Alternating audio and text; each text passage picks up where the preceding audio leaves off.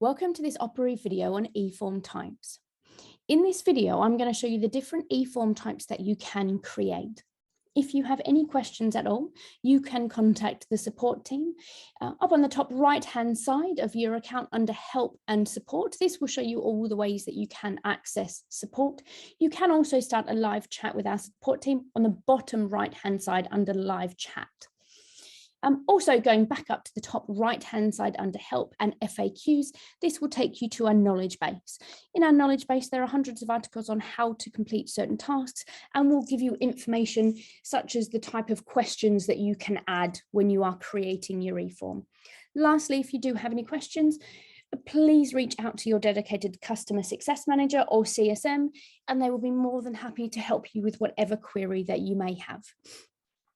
Firstly, we're going to look at the different forms that you can create. So clicking Add eForm here in the middle of my screen, I can add a parent form. This is a form that would go out to any parents and carers who have access to Operoo. You can create a student form. Now you need to enable student accounts within your own Operoo system. This is not automatically done for you. You can create student accounts either on a student by student basis or a year level. So you may decide to give if you're a secondary school, all of your students from year 7 upwards access to their own account within Operoo. If you do create student accounts, you can then send a form directly to the student without parent intervention. Next one down, you've got add a staff form. If you are not using Operoo for staff forms and you would like to speak more about that and what that entails, please contact your customer success manager and they can talk you through the options that are available to you. And then lastly, you've got add a public form. With a public form, the members do not have to be part of Operoo.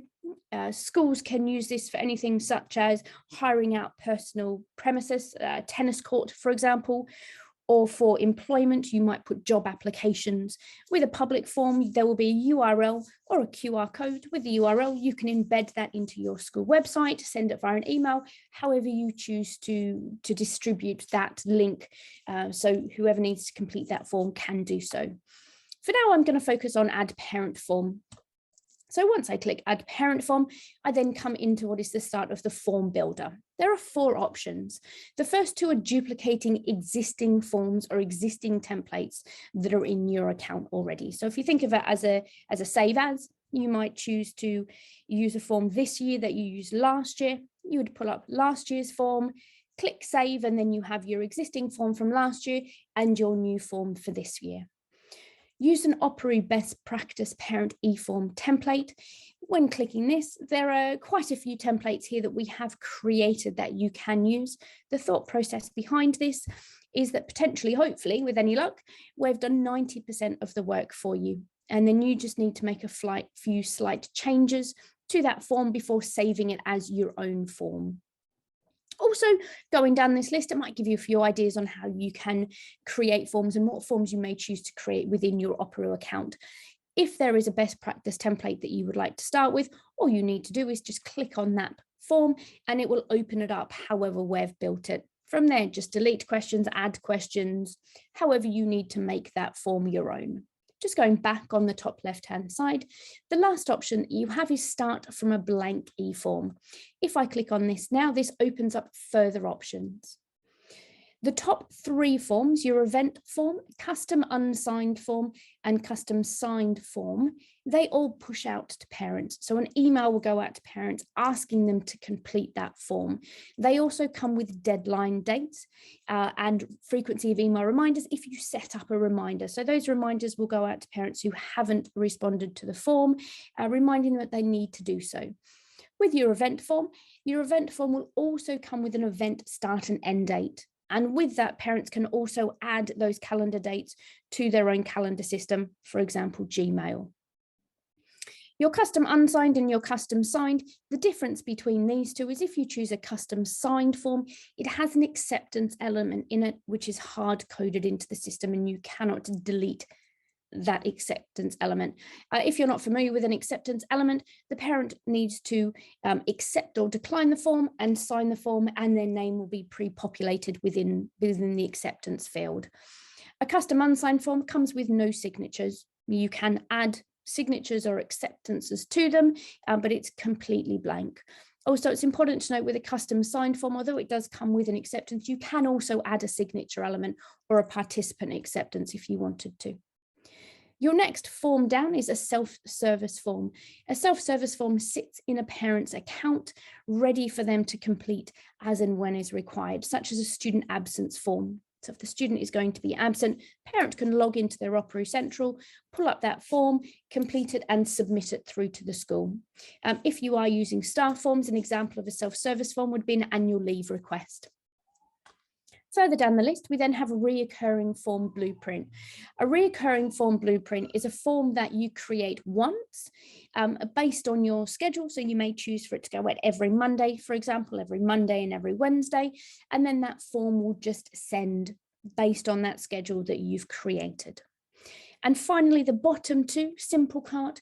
If you are using Stripe within Operoo, you will have an option for a Simple Cart. If you are not using Stripe, you won't see this within your account.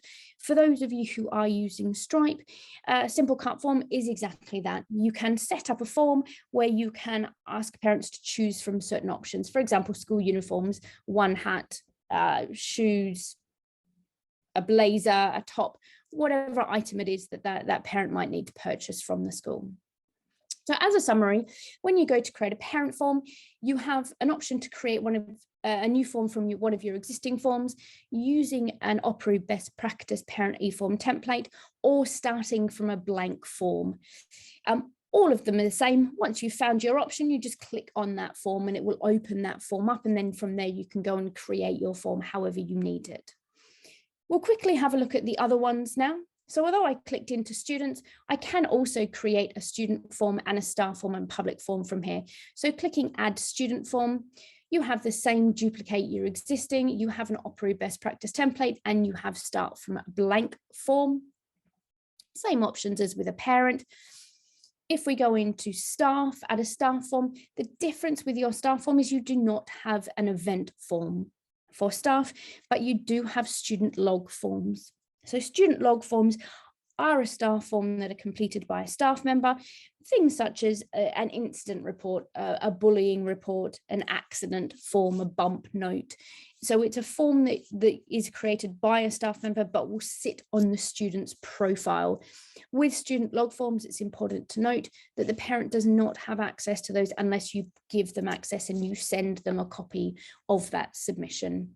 And then finally, as I mentioned at the start, is your public form. So with your public form, you have the same options, but start from a blank form, you just have your self-service form. That was a very quick run through on the type of forms that you can create within Operoo. If you do have any questions, please contact your CSM or contact the support team, and they'll be more than happy to help with anything that you need help with. Thank you so much for your time.